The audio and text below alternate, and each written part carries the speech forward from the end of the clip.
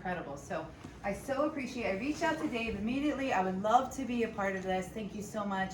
And I know we've had him a few times in the past, but I don't think the majority of you have learned about the pea mushrooms that he has. So from Country Fresh Mushrooms, Dave Santucci, thank you so much for joining us. Thank you everybody for having me come here. It's really an honor to be here and to speak to you. And let's give another round of applause for the great food that we've had here tonight, because I eat mushrooms all the time, but this is just another way, another taste, another flavor of the mushrooms. And it's your creativity that helps our product to keep going out there, because you know mushrooms are everywhere and mushrooms go with everything. And only your imagination stops you from how you cook and prepare them. So I can tell you anything about mushrooms. I've grown mushrooms all my life. My father grew mushrooms, my grandfather grew mushrooms, my great-grandfather grew mushrooms. My family grew mushrooms over 100 years. We were the original growers when mushrooms were grown in North America back in 1908. Prior to that, cultivated mushrooms were grown 500 years ago in France, in the caves. That's when the first cultivated mushrooms were grown. Okay, now mushrooms in the wild, there's thousands of varieties of mushrooms that are in the wild, but there's only about 25 varieties that we grow commercially for people to eat. So these are the varieties that we grow, and mushrooms are in the wild, but mushrooms is also food and medicine, you know, because mushrooms grow in the wild, and there's mushrooms that are hallucinants for us, and there's mushrooms that are poisonous to us, but other animals and insects, it's medicine and food for them. You know, the mushrooms that are grown like in the wild, the animals that eat the most wild mushrooms are bears, deer, and then squirrels and stuff like that. And so, you know, people say, you know, there's mushrooms out there, but some mushrooms you don't know which ones to eat. You know, you'll never have a hunter come and tell you there's a dead deer in the forest, he must have ate the mushrooms. It's never going to happen. Because animals and insects, they know what to eat. You know, us, we've lost that ability to identify what food is for us. So, how would you like me to start? I could talk forever about the beginning of the industry or what's going on. And is there anything you would really like to know about? I'd like to know about how they're grown. If you could start with that. How do mushrooms grow? The modern cultivation of mushrooms. Okay. Well, we start by compost. Okay. Compost, like for the whites and the browns, we start with hay and straw, cottonseed hulls, and gypsum, and we make compost outside. Now, composting is a natural thing. Like at home, if you have grass and it breaks down and stuff like that, that's composting. You know, anytime that everything lives to die, and then once it dies, fungus takes over to compost it for nutrients for the next plants that take the next generation over. Okay, that's where mushrooms come in. Mushrooms break down inorganic materials, leaves, hay, straw, corn cobs, and all that breaks down.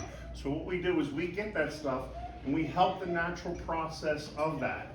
We get those materials, we wet them, we keep them on the wharf, and they generate heat when they first start to break down.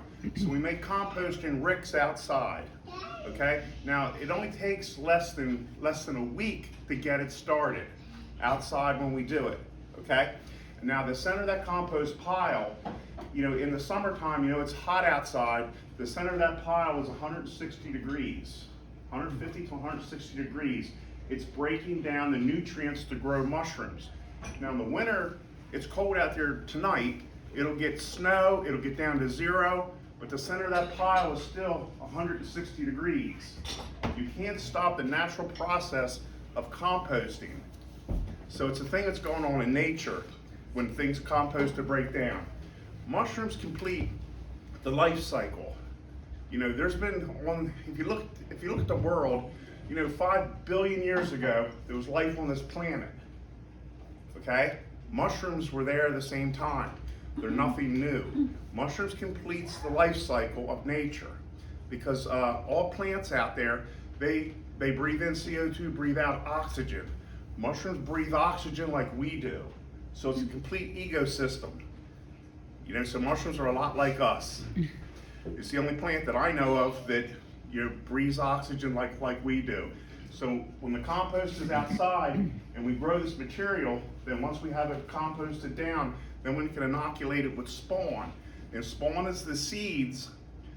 You can say seeds, but it's not seeds. It looks more like cobwebs, because then it would generate through the compost pile.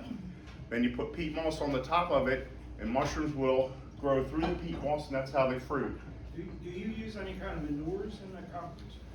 In the early industry, in 1908, when we first started growing mushrooms, there's that thing, mushrooms is horse manure, okay? But in 1908, Henry Ford is just now coming out with the cars. The police department's riding horses, the fire company's riding horses, everybody's riding horses. Philadelphia, New York, Baltimore, what do you got? Piles and piles of horse manure. So that's how the industry started with horse manure. Today, the only people who have horses are race horses, but they don't use hay and straw anymore. For bedding, they use wood chips. And people who own horses as a hobby, they don't clean the horse manure out enough that it's any use to us, and then the Amish have it and they're not going to give it to you because they need it. So very few mushrooms are grown on horse manure. If there's horse manure available, our industry takes it, but it's not the main thing for compost anymore. It's wheat straw, hay, and corn cobs is the main ingredients. Yeah, I don't know where I was going with that. Let me ask a question about that. So Yeah. when we leave the central Pennsylvania area, we head down through Avondale and that area on the way to the shore, and we get behind one of those trucks. And it's 90 degrees out and the air conditioner's on and let's say it's 85 degrees out, it's a nice day, but you turn the air conditioner on real quick and shut the windows because the smell that's coming out of those hot trucks that are steaming through there. That's the material you're talking about? That's the composting material that we're talking about, but the smell that you're smelling is not really coming out of that truck. It's coming from the wharves, wherever they're at. That's the conversion that you're smelling. Okay. And like a lot of people, that's a negative smell or a negative thing because you're not used to it. Right. But like I say, I'm used to it, so to me, that's a good indicator. It's a good sign. Because when you're turning compost, you want it to break down, you want it to ferment, but you need to do it with a lot of oxygen. The more that you oxidize your piles, the faster it'll go down like that. And it does have, a negative smell to some people that say, it's a negative, but it's an organic process. And believe it or not, it's going on in nature everywhere. We're just doing it on a larger scale, controlled, to break it down. Because growing mushrooms are a natural recycler. Because like I say, if we weren't doing that as an industry, you would have your hay, your corn stalks, and all that stuff. It's like a pollutant. We use cocoa shells from Hershey. We use brewer's grain. We use all the byproducts, put them together to make compost. Even this time of year, we're gathering up leaves from the townships and taking them in and composting them down. So you need to keep recycling, keep regenerating everything. And there's a difference between composting and rotting. Rotting has no life. Rotting gives no life. So when you compost down with oxygen, it gives life for the next generation, be it mushrooms, be it plants, be it trees, whatever it is. It's inorganic material which has life for the next generation. How often do you turn a pile? When you're composting outside, you turn it every 3 days. 3 days. Yeah, so really outside is only 11 to 12 day cycle outside. So it happens that fast, and then we put it inside the buildings, then we inoculate it with steam so we can sterilize the surface. So you're taking that material outside, it's 150 degrees, 160 degrees, you're putting it into a room, you induct steam to 140, because your kill step is 150, you can't go over that. So you have sterile. And I'll tell you about a mushroom house. In the early days of growing mushrooms, when they first came here to North America, they were growing them under greenhouses. My family grew them in chicken houses, But right now, a mushroom house, the way it's built, is a pressurized room. My father used to always say, when they built the casinos in New Jersey, they built them just like a mushroom house. No windows, no locks on the doors, no clocks on the wall, and you can lose just as much money just as fast. So a mushroom house is it's a block building We urethane the walls so it's solid and it's sealed. The floors are insulated, and the only air that comes in is the air that we're pulling in from outside for the mushrooms to breathe. So a mushroom house is more sterile than a hospital operating room because all the air coming in is filtered and purified before it comes in, because mushrooms need to breathe oxygen as they're growing. I have a question. So you say you gathered all this natural materials to make compost. Does different kind of compost change the flavor of the same mushroom? No, because the mushroom is a certain variety. It's a brown mushroom or it's a white mushroom. Yeah, okay, It's a so- certain variety. so it doesn't matter. The composting does not make a change in the flavor, the profile, the quality, or anything like that. But the richer the compost, the healthier the mushrooms, and that. But it does not change the profile of the mushrooms. On the varieties of the mushrooms, is there a different atmosphere in different houses to accommodate that particular variety? They all grow on the same temperatures. So it's different. Like say you would run your spawn, once you've sterilized your material and you put your spawn in, you'll run your spawn around 70 degrees. And then once you go to fruit your mushrooms, and 62 is the number that you're looking at. Dave, can you talk a little bit about what you mean by spawning and flowering and? Yeah, just to give you a better example, the spawning looks like cobwebs, okay? So in this bag here is wheat straw and some wood chips, because with these varieties here, they like to have a little bit of wood. So we have ground up hardwood.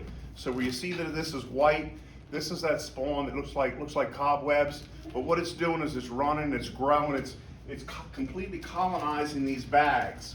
So, and then when it colonizes the bags, then we just put little holes in it so the mushrooms will grow out the sides. Because mushrooms, and at home in your yard, sometimes the mushrooms come up, sometimes they don't, but they're always there. They're always living in the soil. They only come up when they need to reproduce, or they're stressed to keep the cycle going, to keep the life cycle going. So the mushrooms only fruit so they can go to mature, and when they mature, mushrooms have different things where they have their spores. And that's, like I say, everything lives to die. So a mushroom will grow up, drop its spores, so next generation continues. So that's the whole purpose of the mushroom. Because if the mycelium's good in your yard, it'll stay growing and growing and growing.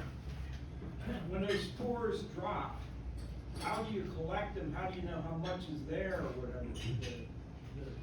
The number of spores or whatever you require. In nature, it's all done on its own. Commercially, what spawn makers do, and there's 2 spawn makers in the entire world, Amicel and Lambert, and all that they do is if they would cut a mushroom here, put it on a petri dish, the spores fall in this petri dish, and they will cultivate to have a pure spore before they inoculate it to sell it to our industry. See, in our industry, we have to get our spores because we can't take a risk of trying to do it ourselves. Because you have so much invested to make your mushroom house, you better buy the right seed. You can't take a chance at making it yourself and make a mistake. And then all these varieties, are these all from nature or did men hybridize these to some degree? These varieties are all from nature, but like the white and the brown mushroom here, they're basically the same, except they have a different pigment. And that makes the one brown, the one white. And then these mushrooms are growing out to maturity, so they have a deeper flavor, because with the flavor they have a deeper color. And I assume you have to be quite educated to know right when to pick them. Oh yeah, because mushrooms when they're growing, they double their size every 24 hours. So it's crazy how fast the mushrooms grow. Like these here this morning, these were just little nubs when I left the farm, and they're growing like crazy right now. So whoever gets to take this home, just spray it with some water. Within a couple days, they're going to look like the rest of these. The clusters when they come out, because they do double the size in 24 hours and under perfect conditions. That's really crazy, because like I say, going back to mushrooms that are poisonous, a turtle, he'll sit there and eat the mushroom as it's growing every 24 hours. He doesn't move too quick. And the mushroom's fine for him, but if we ate the turtle, we would die. So that just shows not everything is for us, you know? So it's good you have to, but like I say, mushrooms all have different health benefits, but it's medicine, and it's a natural medicine that's in nature, you know? And then here we are, we're out doing it. And like I say, it's good for health reasons. And I'll tell you another thing, just a thing with our industry here. COVID knocked everybody back. You know, the world came to a stop. People started eating at home. All this home delivery, your HelloFresh, your Amazon, your Blue Apron, they put a pack of mushrooms in all those meal kits. Mushrooms aren't that difficult to cook, you know, so consumption of mushrooms has really gone crazy here the last couple of years. And then chefs like yourselves, you're putting them in more dishes because you're getting more answers, more questions for them. So we're not eating a new food. Mushrooms have been around since there's been life on the globe, but we're eating more nutritiously because we're eating stuff that's just would be naturally grown that we're doing. Yes? So we get our compost, we seed it with our spawn, and it's flowered. What's the process that we go through to actually harvest those mushrooms, send off, I assume, packaging? It's all done by hand. Our industry, because of the way mushrooms are, everything is done by hand. Mushrooms are picked by hand, they're separated by hand, they're packed by hand, because there's no real mechanical way to get this type of presentation that people would buy. Now in Europe and Holland, they do have mechanized harvesting, but it just brings everything up to the surface and just mows it down like a lawnmower, and then they have to just slice them all up because they're all mixed together, and they sell them and market them that way. But that marketing concept wouldn't work here because people weren't ready for it. They're used to seeing this in the stores. They would never accept a jumbo pack. So everything is done by hand. Yeah, everything is done by hand. I mean, we spawn by hand, we water mushrooms by hand, everything is done by hand. It's a labor-intensive industry, and like I say, we're struggling with labor just like everybody else is struggling with labor, but we're just doing the best we can. So you had mentioned that there could be possibly that different varieties are every day. You know, that every day changes what you have available. Are there any different mushrooms that you're growing right now that we might not be familiar with? I know we've used the beach mushrooms, the pom-poms, and the oysters. Do you have any lobster mushrooms? I think I saw on your website. Lobsters are wild mushrooms. Okay. Right now, we're growing what we can grow right now, but like I say, the whole world is only growing less than 25 varieties of the thousands that are available. Mm-hmm. You know, but to get those other varieties and learn how to cultivate them and make a business out of them, mm-hmm. and then even once you made a business out of them, you got to sell them. So, you know, is there a market that's going to sustain that? Okay. You know, and that's one reason lobster mushrooms they're in the wild, and but you know, if you have the investment to try to grow them, could you sell them? And could you sell enough of them? You know. And I think you've mentioned that before, that if you had someone that was interested possibly in you know, having you grow a certain type of mushrooms for them, a larger business or something, that would you be interested in that? Yeah, so. the industry would do whatever it takes to grow more mushrooms, you know? Because like I say, we grow all these varieties, but like I say, we're not limited to this. You know, there's people doing R&D every day trying to grow these other varieties, and there is a couple growers that are growing morel mushrooms right now, which is new, because for years as an industry, we struggled to try to grow morels, because they're very tough to grow. But you can grow two different varieties of morels, the black ones and the brown ones. So morels is another mushroom that our industry has now grown, and they are available, you know, fresh. One of my other just takeaways from a previous time was you talking about how large the footprint could be underground for, like, you know, my house is sitting there and I've got mushrooms popping up. Like, how large can the underground footprints for mushrooms There's be? no limit to the underground footprint. I mean, from space, you can see Stonehenge with a fairy ring around it. You know, it's huge. And I think there's some place in the Midwest that's over a mile long, the mushroom outside. It's crazy, the big footprint. But see, right now you got buildings, you got shopping centers, you got this, you got that. You know, you don't have what naturally could be, you know, a large mushroom growing underground unless it's somewhere out in the Midwest where it's by itself. And mushrooms live for a long time. Like I think that one is over a mile. It's a morel mushroom, what it is, and it's like over a mile long. But like I say, that thing's been there for thousands of years. You know, and it'll fruit sometimes. Like say people in the wild say, "Oh, I know where mushrooms are." They go there, they're here, they're here, they're here. Yeah, but they may be way over there, but it's the same plant. You know, mushrooms will pop up in different areas where the conditions are perfect. You know, they might come up through a few blades of grass where they have that moisture, where they have the air when it changes in the morning. That's what makes spawn convert to a mushroom. You have to have the perfect condition for it to change, because a mushroom would just live and live and live and live like this. But if you don't induce it to reproduce, it'll just keep living in this bag. You know, so you have to make it want to reproduce to make the mushroom. And its purpose of making a mushroom is to go up so it can drop its spores. Now this is the Pom-Pom mushroom.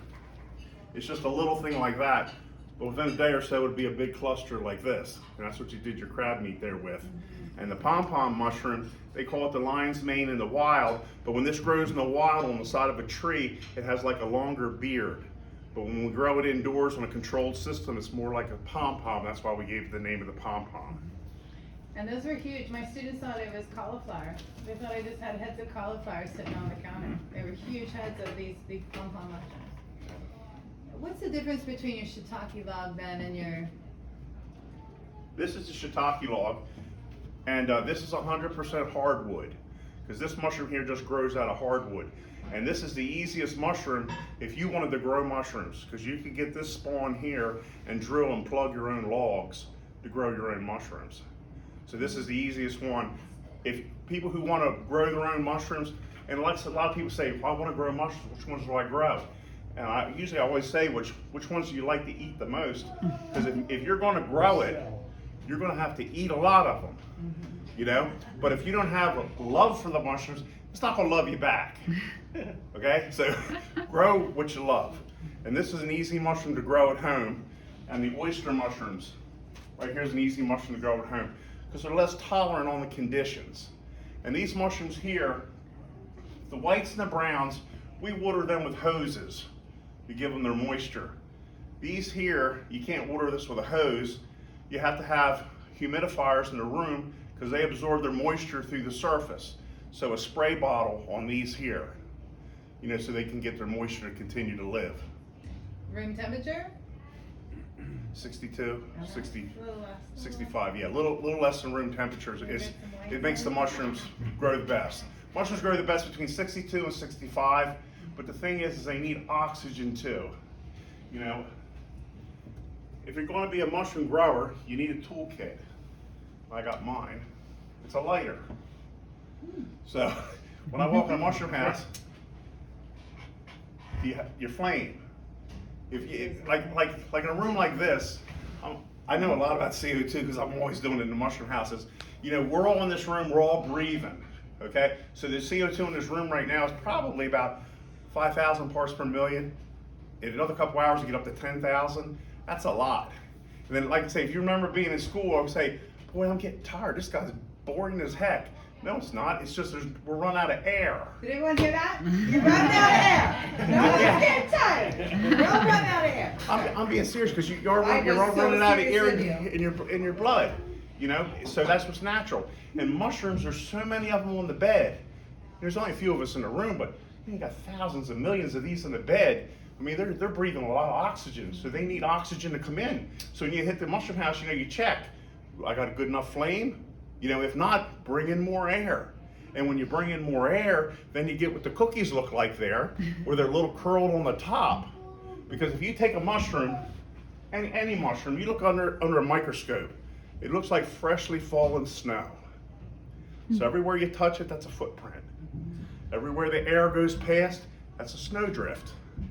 So that's why sometimes mushrooms have feathering, the caps are a little thing. That's just dragging the air across so the mushrooms can breathe.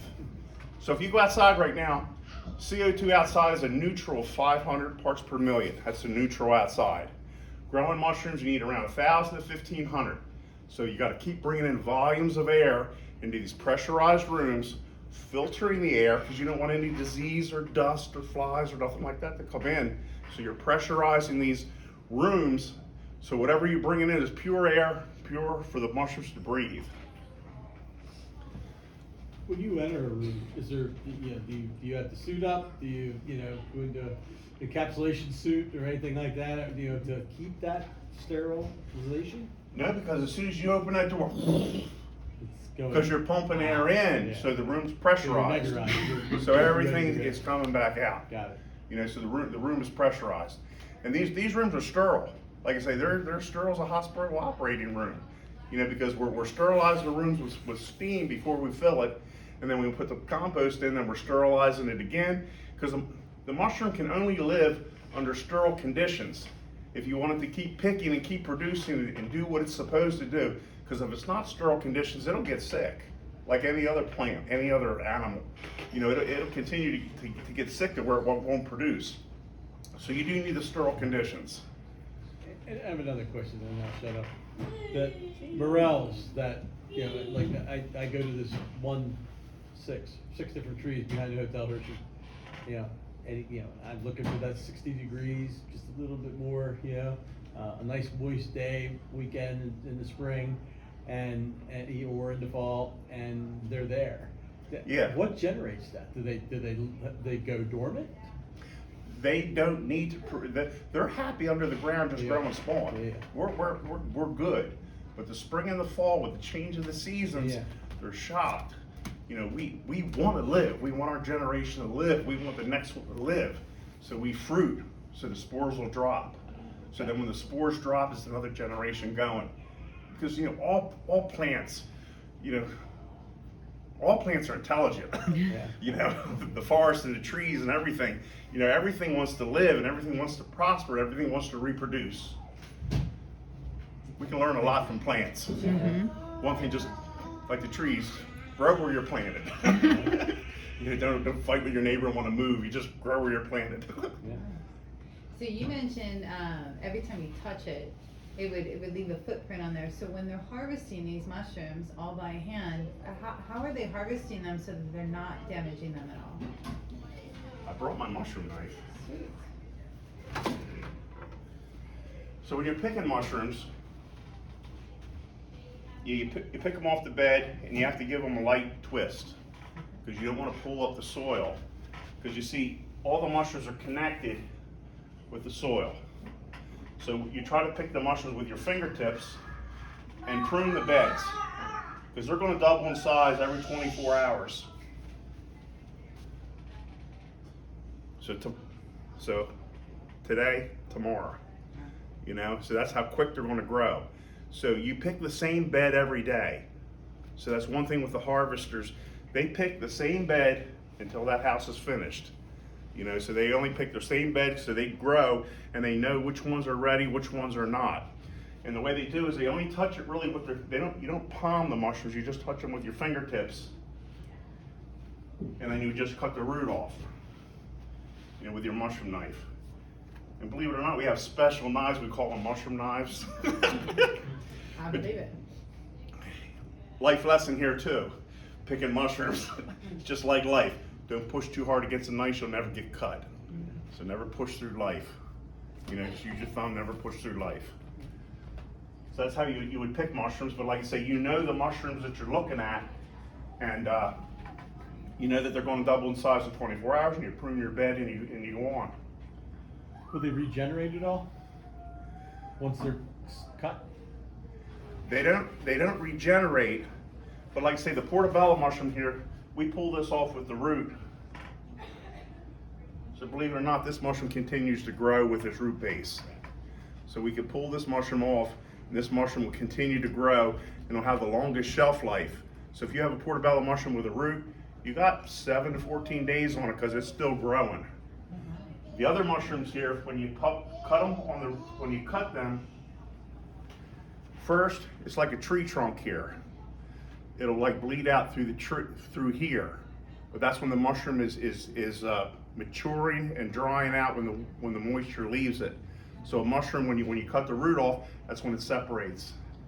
When these first appear that they're the size to harvest, what's the cycle before you shut that house down? The total mushroom cycle is 12 weeks. The harvesting cycle is only 3 weeks. At the end, you have one flush come on, clear the beds off. You'll pick them off within 1 to 3 days. You clear that off. Within a week, the second flush comes. Clear that off between 1 and 3 days. Then the third flush comes on. Your first flush is you'll pick 60 to 70% of your production on that first flush. The second flush will be less than that. Third flush is very little. But that's because of the energy and everything that you put in your compost to get your efficiencies out, to push out for that 3 flushes, you know, because you can't fill with any more compost to try to get more flushes, because you want to clean your mushrooms out so you can start your next cycle. That way you're always ahead of the disease. And then when that compost is spent, what, you just discard it, you don't reuse that at all? We steam the house before we clean it out, so we sterilize it again before we take it out of the house. And then from there it goes to like Scott's, places like that, which will mix it with topsoil, and it ends up going to potting soil and plants and stuff like that. It's completely recyclable. We call that spent compost. Prior to that, when we first start, we call it substrate, just to keep our languages together. Yep. But when you're done your mushroom crop, you steam it, you sterilize it again. Now it's sterilized potting soil. You know? So fully sustainable, that's what it sounds like. Fully sustainable. Yeah, I got all kinds of crazy ideas. I see all these tankers coming in with the oil.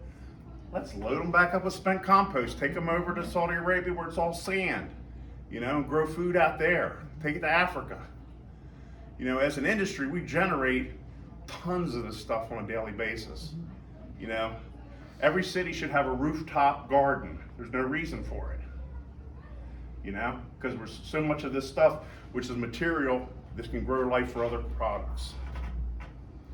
Do you have any varieties, any varieties up there that you can show us, for any that don't know the difference between the oyster and the portobello and the community and shiitake?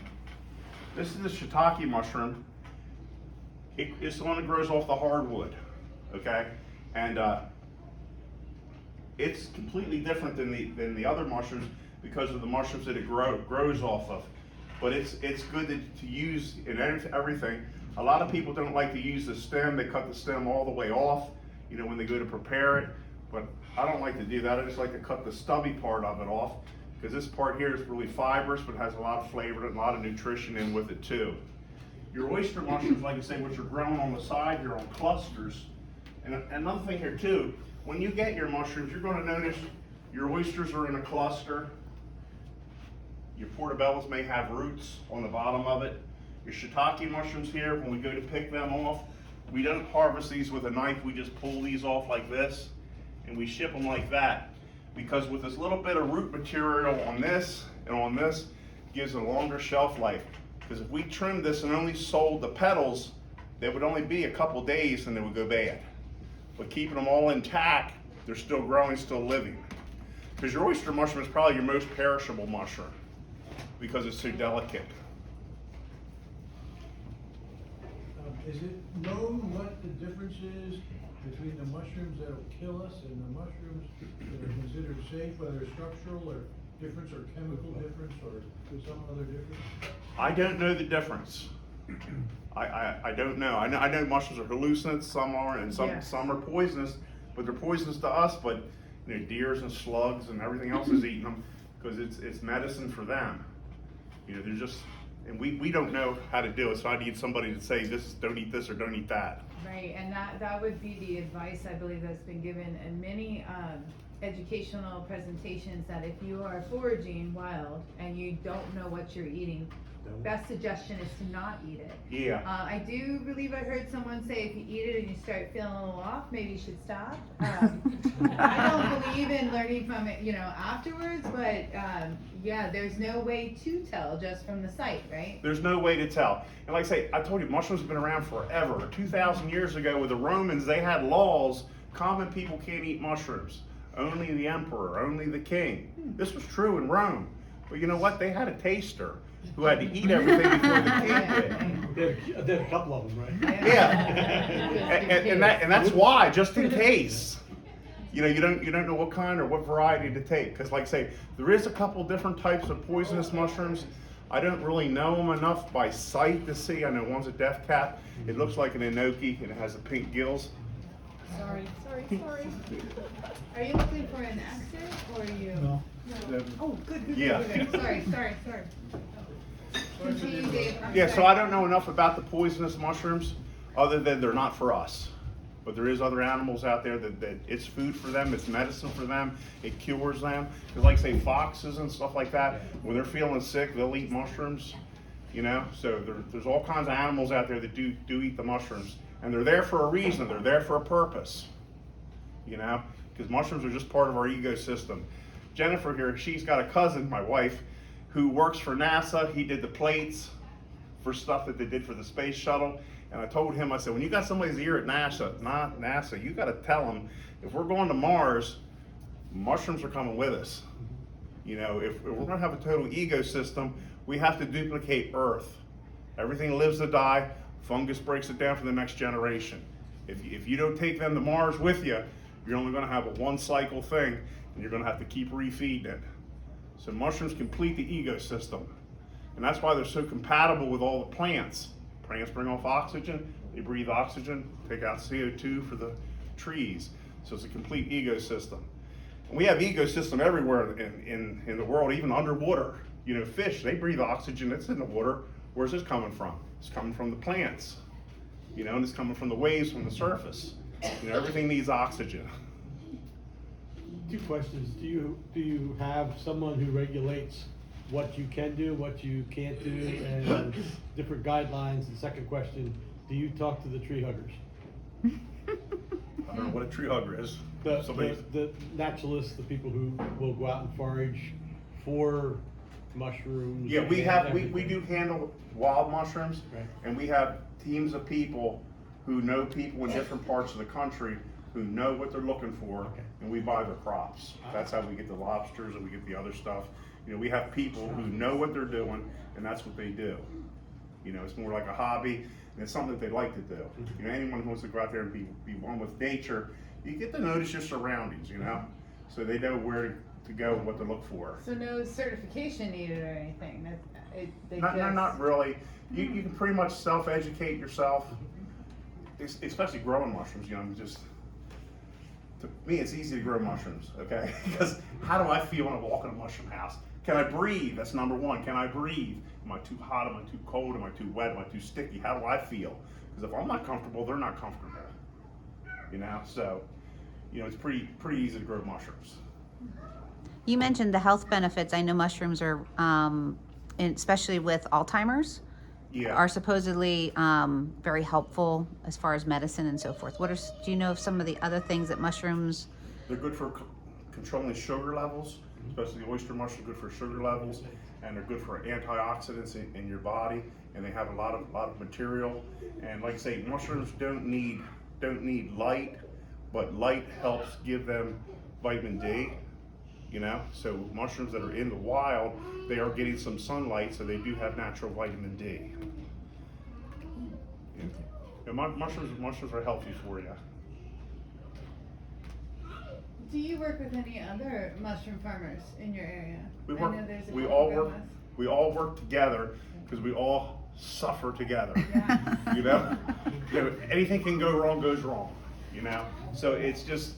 You know, it's good to invite another grower. Hey, come walk through my farm. You know, what am I missing? So you know, we all try to get along because we all have to survive. It's a very tough business, but the more people you get to help each other, the better it is. What's the biggest hazard with your, problems? Everything, every day's a mess, because the weather outside. You're here, Dave. No, I don't mean like that. I mean, okay, it rains outside. It might rain on my compost that I've only turned one time, so it gets too wet. So before I fill it in, I have to dry it off. Or it could be too hot outside, and I'm bringing in 100-degree air where I need 62. So you're bringing in 100-degree air in the middle of the summer because you need 62, but not only do you just need 62, you need 62 with 500 CO2 oxygen coming in. So you're struggling bringing that air in and cooling it. You know, So so you have an airlock when you come in the room, I see. the rooms are pressurized. That's because we're constantly bringing air in so the mushrooms can breathe. I mean, is it like a double door where you change atmospheres? No, the mushroom houses do have a breezeway. So before you go into a mushroom house, you're going to another room before that, which is like a buffer zone. You know, and that's where your baskets are, your materials are, your hangers, and everything you need before you go into the rooms. So there is like a buffer room before the rooms. Yeah. You get many inquiries from the medical industry as to how to make the operating rooms as clean as the mushroom house? Now, the medical field and the food field were competitors. Because, okay, for health, you're gonna pay the grocery store, you're gonna pay the doctor, one or the other. You know, so the medical field, you think they'd be all over my business. You think they'd be talking to me every day, hey, what can we do here? You know, how does this work? This works, so, you know, we can't do it in pill form. One thing, my Shiitake mushrooms, they do dry that out in other countries and make it in pill form for cancer patients. That is being done with my Shiitake mushrooms. Do you have any maitakes up there? No, I don't. We use them today. did use them. Yes, and maitake's Hen of the Woods. Hen of the is Woods, other yeah. name? Yeah. And that mushroom is in powder form for pills for cancer patients. But the medical field and our field should be working more closely together, but medical's not ready for that. It's just a different type of business. I'm significant, a lot of medical fields probably wouldn't want to admit that you're more sterile than they are.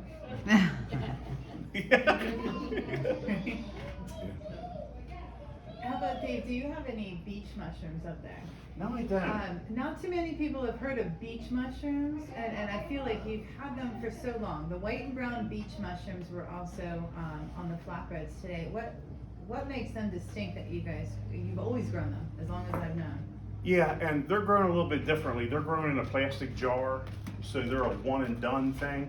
So in a small plastic jar, you know, we have the wheat straw and the millet and everything grown. So just one flower comes off, we just pop that off, and that's all it does.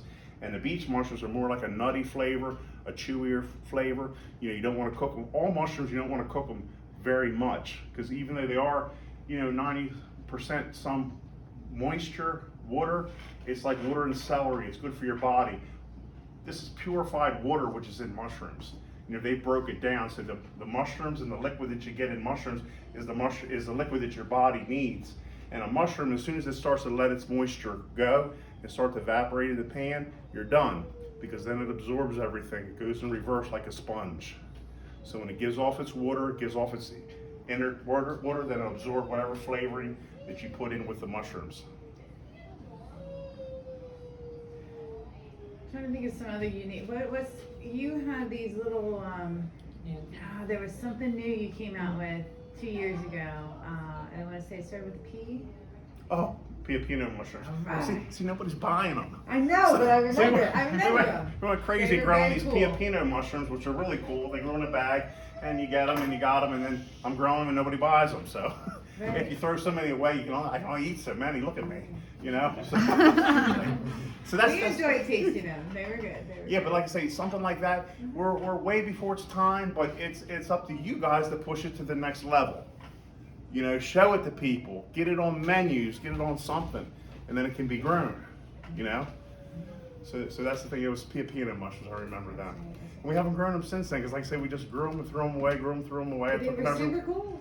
Yeah, I took think them maybe everywhere. not everyone knew about them though. Right. I think that's the thing. It's just spreading the word in. It's just spreading the word, because, you know, 25 years ago, we only sold the white mushrooms. You know, the brown mushrooms were grown strictly for the cannery. You know, you go in the soup and stuff like that. So it's just, and then my grandfather knew what they were charging for these Portobello mushrooms. He would roll over in his grave. People still don't understand that that's just an overgrown. It's just an overgrown mushroom that the canneries wouldn't take. They used to pull them off the bottom beds and throw them in the trash. Thank God for charcoal grills. Yeah, but like I say, my grandfather knew that he'd go nuts. Yeah. You know, because With olive oil, salt, and pepper, you're downtown. yeah, but now it's crazy. People do whatever. We would never let this mushroom get open on the bed because the cannery doesn't want it. It can't slice it. Yeah. Can't put it in soup. It's too big. But now everybody uses it. So a need has to develop, and as an industry, we'll do whatever. Because every category more, the other mushrooms all come with it. Because whoever's going to eat this, he's already eaten the other ones. Evolution. So, as a mushroom farmer and a mushroom cultivator, is there anything that you'd like to see or wish to see the culinary industry doing or doing more of? Or Education and trying new things. That's the only thing. As our industry to your industry,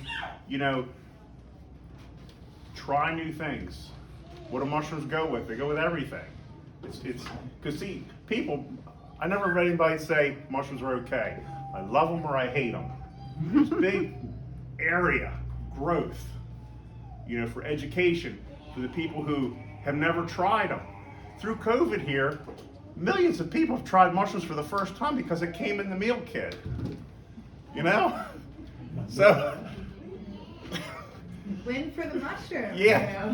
No, but it was a win for all food. Yeah. It was a win for Well, all. there was a couple that didn't do so well, but yeah, otherwise. Yeah, but still, that's people have to try them, and a lot of people have a stereotype. Well, I don't want mushrooms, or something wrong with them, or like say they might be poisonous or whatever.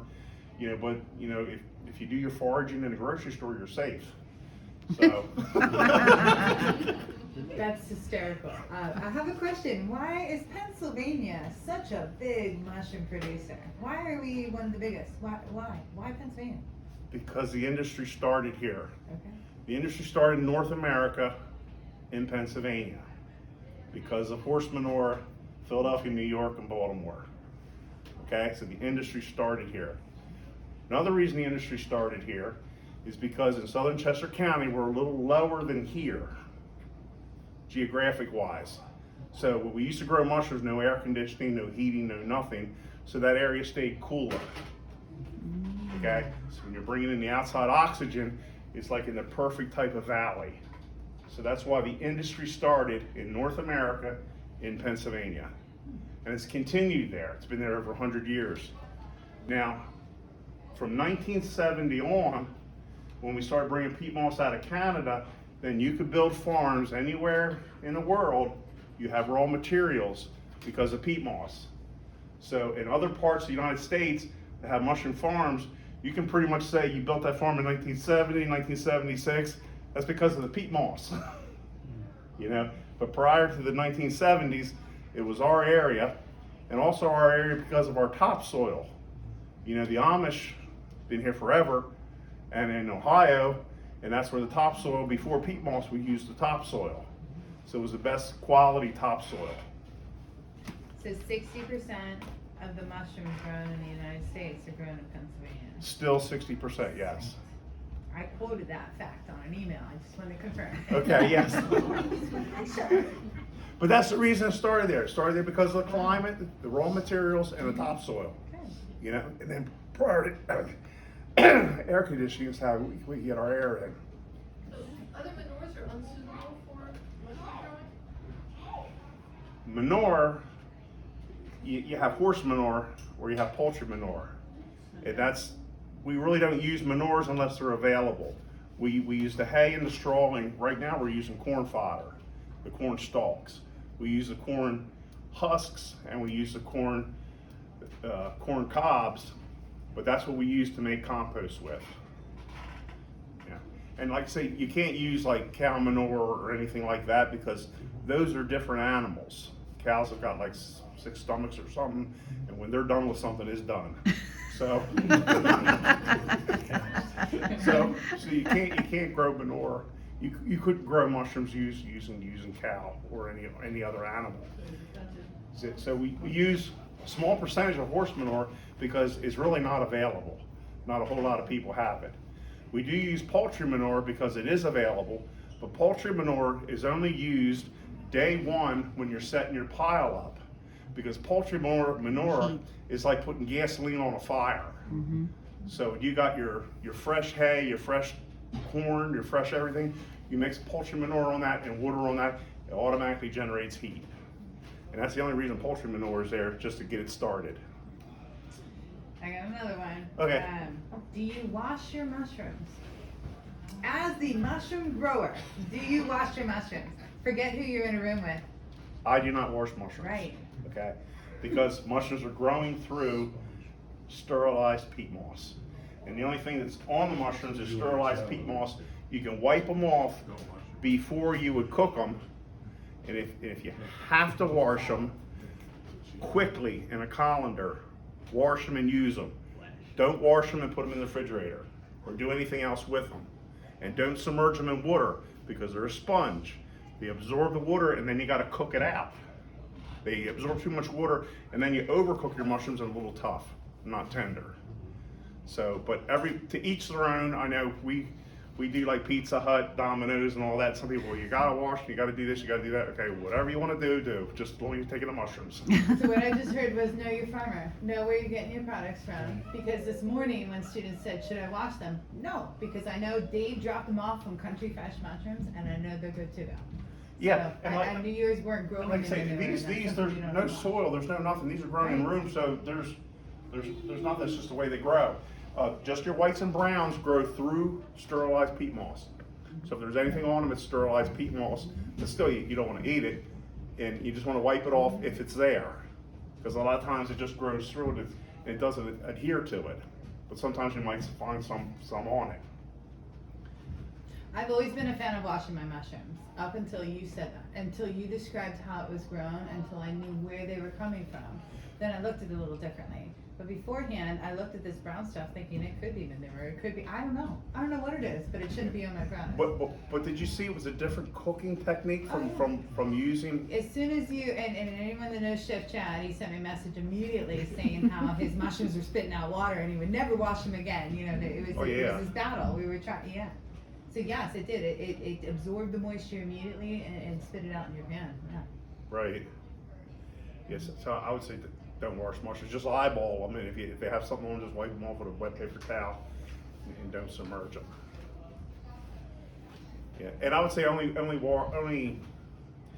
like the maitake, the hen of the woods, you know, I run into people and say, oh, I don't buy the cultivated ones, I got a guy who finds them for me, they're as big as a wheelbarrow, you know, but you know what, they're tough to clean. Because I don't know if you've ever seen a fresh maitake, they grow up through the forest and they're full of everything. And then some. And they, Your sliced mushrooms, how do your sliced mushrooms stay white? Because anywhere else you get mushrooms in a container and after 2-3 days sliced, they're brown. Yours stay white for a week, 2 weeks. because we don't wash them. Some people do wash their slice. So you just slicing them I in just there, slice there's 'em. nothing else done with them? No. No. And the slicing machines that we use, the mushrooms go through a vibrator first. So you put your mushrooms on the vibrator shakes them up like that. So if there's anything stuck to them dirt-wise, it falls off. Do you think because no one's touching them? Maybe not having the oils from someone's hands? Maybe, I mean, No, it wouldn't have yours any. last significantly longer than anyone else's did. It just depends on the day that you got them and how fresh they are and this and that. You know, they're not any different than any other mushrooms that you'll get. It depends, well, let's say when you're shopping, you know, you have to look at your code dates and how long the product is. But mushrooms are highly perishable. We're right there with strawberries, you know, as far as what's perishable. Mushrooms and strawberries are right there neck and neck. So when you're shopping for mushrooms, what you want to look for is just, you know, clean, fresh mushrooms. They're not starting to get shriveled. Mushrooms naturally turn brown because what they do is they're oxidizing and they're ripening. Now, when you take these mushrooms home and you keep them in your refrigerator long enough, which I do, I only go to the farm not that often, but I bring a lot of mushrooms home, and as they get older, they'll open up. And when they're opening up, they're ripening. Mushrooms is the only thing that I know of that ripens after harvest. Because once it loses its moisture, the gills and membranes will separate. The surface of the mushroom goes tan, which is oxidizing. And that's a part of the ripening process. believe it or not, these portobellos, when you harvest them, orange brown is this, and they get browner as they ripen. So, you know, when you see mushrooms in the store that are brown, you know, you don't notice it as much on the portobello or the baby bella because they're brown to start with, but they're a deeper brown 3 days, 5 days after harvesting because they're ripening. You can tell it on the white mushrooms because you see them turning brown. But turning brown, all they're doing is oxidizing and ripening. What's the #1 top selling mushroom besides white button? Right now, baby bellas is right there with them. Okay, what's #3? Pardon me? What's #3? Probably Portobello, right? That's mine. Believe it or not, portobellos is losing a little in Is it? popularity because with the white mushrooms and the brown mushrooms, we're selling them so many different ways. We're selling them sliced, we're selling them blended with shiitakes, we're selling them blended with oysters, so that's taking that category up. Yeah. I was, years ago, the way I was taught, and apparently I was taught incorrectly, do we wash them at all? But to wash a white button, I was told to take and toss them in white all-purpose flour, toss them in that, hit them with just enough water, and then rinse them off quickly and drain them. And I was told that what it is the flour is abrasive and it also has a slight acidity, so it helps clean off any excess material, plus the acidity would help keep them clean. Okay. Is there any validity to that at all? As far as acidity, I do know if I'm going to freeze mushrooms at home, I'll slice them, parboil them, add a little lemon juice and freeze them. And the lemon juice retains the color.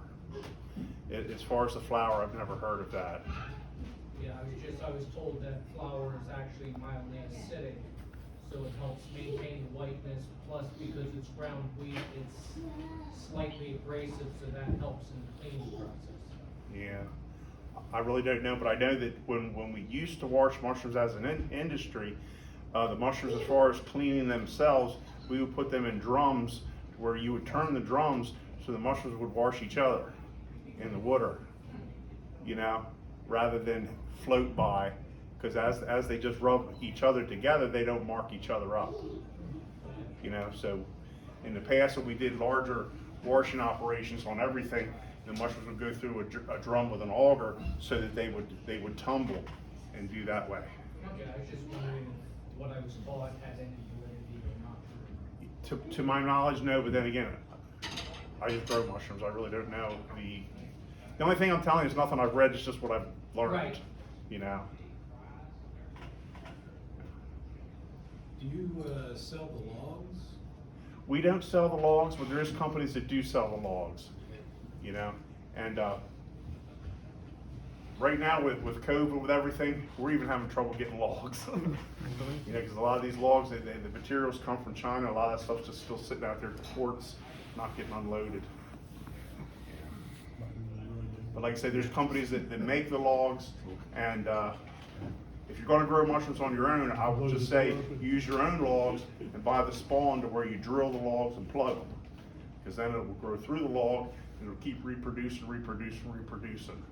Where if you bought a log, it's kind of like a one and done. You grow a couple yields off of this, and then that would be about it. But if you would plug your own wood, it would continue to grow. You know. So I'm just gonna tell my favorite story since I'm standing right here. Okay. So, those of you that know, I do the farm show, Culinary Connection, so I was in a bind and I was short like 800 pounds of mushrooms, right, the one day. So I called Dave, no problem, I'll be there in a few hours. He loaded up his entire vehicle. Was it 800? Yeah, it was I'm a lot pretty of sure it was 800 mushrooms. 4 hours later, and how long is your drive? 2. Okay. I'm He ready to showed go. up Minute with notice. 800 pounds of mushrooms in his vehicle. No problem, Autumn. I got you under control. Yeah. Very awesome guy. I so much appreciate it. Our industry is supportive of you guys. Thank you. Very much. Any other questions? I know I came in kind of as he was. You're gonna hang out for a little bit, right? And Yeah. oh my gosh, Oh, these The mushrooms mushrooms, to share. I brought the packages here so everybody takes mushrooms home. You know, you have the bulk here, then you have the portobellos, the whites, and there I want everybody to take mushrooms home and try mushrooms different ways. You know, whatever you like to eat, mushrooms go with everything. they're my favorite vegetable. Dave, I'd like to Definitely add, dig it. just in the 25 years this organization's been together, you're by far one of our best presenters that we have. Absolutely. I can tell a lot of stories. But I love all of you engaged. We all asked questions, and I love Yeah. that you knew all of our answers. You know, and you were able to engage us all in that. That was very No, awesome. really, it's an Very honor. informative. It's an honor to come here. You know, anytime you guys want me, I'm available. I make We will myself take you available. up on